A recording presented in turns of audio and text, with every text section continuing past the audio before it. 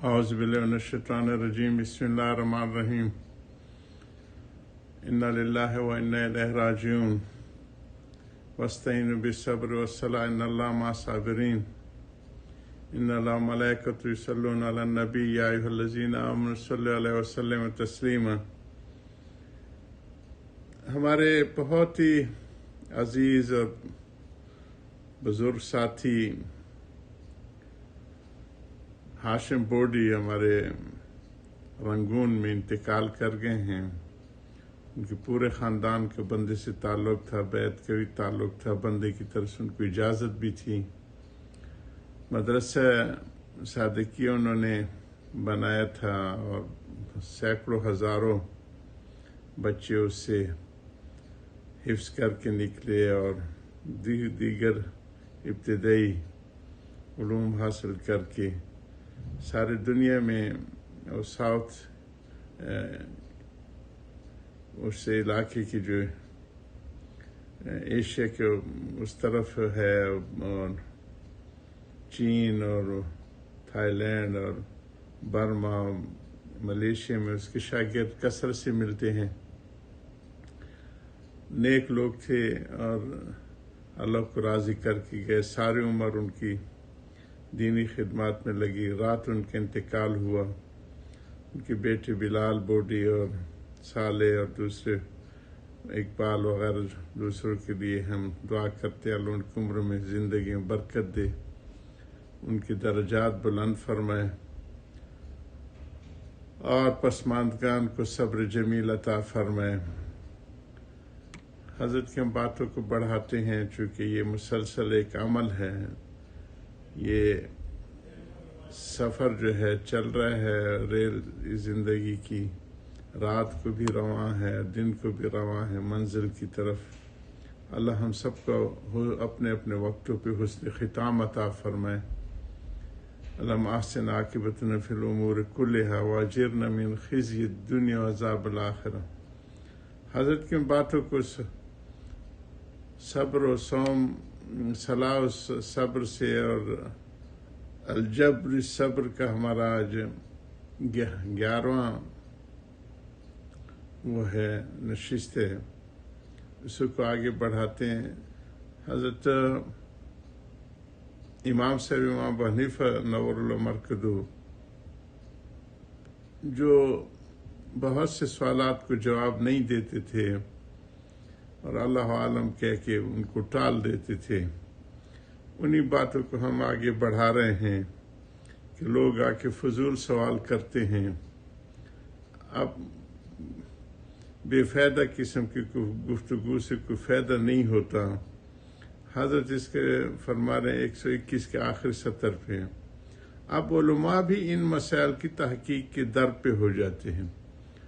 جو ابھی تک نیم پختہ علمی گہراؤ نہیں حاصل ہوتا تو وہ ان قسم کی تحقیقوں کے پیچھے پڑے رہتے ہیں، اور ہم نے بھی لڑکپن میں ایسی تحقیقی کے ایسے مشغلوں میں لگے رہے، مگر اب معلوم ہوا کہ مشغلہ فضول تھا۔ بس عوام کو یہ چاہیے کہ فضولیات کی تحقیق نہ کریں، اور علماء کو چاہیے کہ ان فضولیات کا جواب نہ دیں۔ مولانا محمد نعیم صاحب لکھنوی سے ایک شخص نے حضرت علی کرم اللہ وجہہ، حضرت معاویہ رضی اللہ عنہ کے متعلق سوال کیا۔ مولانا سائل سے پوچھا کہ یہ سوال کس کا ہے اور وہ اور تم کیا کام کرتے ہو؟ کہا کہ سوال فلاں حافظ صاحب کا ہے اور وہ رنگریز ہے، کپڑوں کو سکر رنگے دیتے تھے تو جی، اور میں درزی ہوں۔ فرمایا کہ تم کپڑے سیتے رہو اور ان حافظ صاحب سے کہہ دو کہ کپڑے رنگتے رہیں۔ علی رضی اللہ عنہ جانے اور معاویہ جانے تم سے ان کے معاملے کا کیا تعلق ہے؟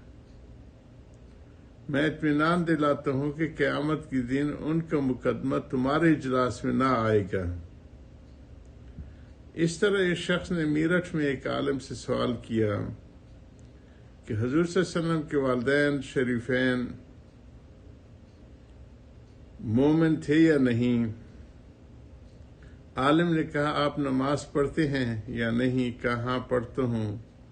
کہ اچھا بتلاؤ نماز کے اندر کتنے فرض ہیں؟ اب وہ خاموش ہیں۔ فرمایا تم کو نماز کے فرائض کی خبر نہیں، جس کا سب سے اول قیامت میں حساب ہوگا، اور زائد باتوں کی تحقیق کے در پہ ہو۔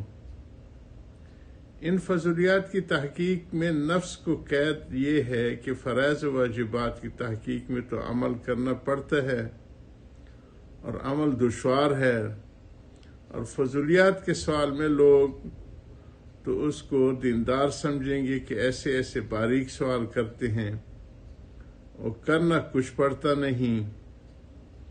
اس لیے عام طور سے لوگ فضول ثواب کر کے دیندار مشہور ہونا چاہتے ہیں۔ خیر عوام تو جاہل ہیں، مگر بعض علماء کو کیا ہو گیا ہے کہ وہ بھی ایسے سوالات کے جواب دیتے ہیں۔ میں ایسا روگ نہیں پالتا۔ چنانچہ ایک جنٹلمین نے چند روز ہوئے سود وغیرہ کی بابت سوال کیا۔ میں نے کہا میں فلسفی نہیں ہوں، اس لیے میرے ذمہ مسالے اور اسرار فلسفہ بیان کا احکام کا بیان کرنا ضروری نہیں، صرف خدا اور رسول کا حکم بیان کرنا میرے ذمہ ہوگا۔ اس لیے میں قال اللہ و قال رسول کے سوا کچھ نہیں کہوں گا۔ امام صاحب نے امام ابو حنیفہ کی چونکہ پیچھے سے وہی چل رہے کہ وہ ایسے فضول سوالوں کے جواب نہیں دیا کرتے تھے، امام صاحب نے اسی احتیاط کی وجہ سے مسئلے میں جواب واضح نہیں دیا، بلکہ توقف کے عنوان سے سائل کو سوال لا تائل سے روکنا چاہا، سوال کرنے والے کو ان چیزوں میں نہ پڑھنے کی یعنی ترغیب دی۔ دوسرا راز امام صاحب کے ایسے جواب میں یہ ہے کہ اطفال کا جنتی ہونا اصل میں اخبار احادیث سے ثابت تھا، مگر عوام احادیث اور متواتر میں فرق نہیں کرتے، اس لیے احتیاط کی، اور یہ احتیاط وہ کرے گا جس کو عظمت حق کا ذوق ہو۔ اس سے بڑھ کر دیکھیے ملائکہ و انبیاء قطعاً معصوم ہیں، مگر حالت یہ ہے کہ انبیاء تھر تھراتے ہیں، تو جہاں عظمت کا غلبہ ہوگا وہاں احتیاط ضرور ہوگی۔ اس لیے امام صاحب نے اس مسئلے میں توقف کے ساتھ جواب دیا، رک کے جواب دیا، تاکہ عوام اس پر جذب کر کے بے فکر نہ ہو جائیں، ان کو زیادہ ہمت نہ بڑھے کہ وہ ہے۔ اور عشر مبشر کے بارے میں توقف اس لیے نہیں فرمایا کہ وہاں جو نصوص ہیں وہ متواتر اور اجماعی ہیں۔ اس نے کئی سوال کیے ہوں گے نا، جس میں عشر مبشر کے متعلق بھی ہوگا، لیکن اب ممکن ہے کہ مسئلہ اطفال بھی زن سے بڑھ گیا ہو بوجہ انضمام اجماع متاخر کے، کیونکہ اب جو ہے چونکہ حضرت لوگ تو خیر القرون کے زمانے میں تھے، اب حضرت کہتے ہیں کہ اس مسئلے میں چونکہ اجماع متاخر سارے بعد کے بزرگوں نے اس پہ اجماع ہے، وہ اجماع بھی مختلف ہی ہو، کیونکہ بعض اجماع مختلف ہی بھی ہیں کہ معصوم بچے جو ہے وہ جنت میں جائیں گے، یہی اجماع ہے۔ بوجہ انضمام اجماع متاخر کے گو وہ اجماع بھی مختلف ہی ہو، کیا اس میں بھی ہو سکتی مختلف رائے کہیں ہو، کیونکہ بعض اجماع مختلف ہی بھی ہیں، جیسے اہل علم کو معلوم ہے۔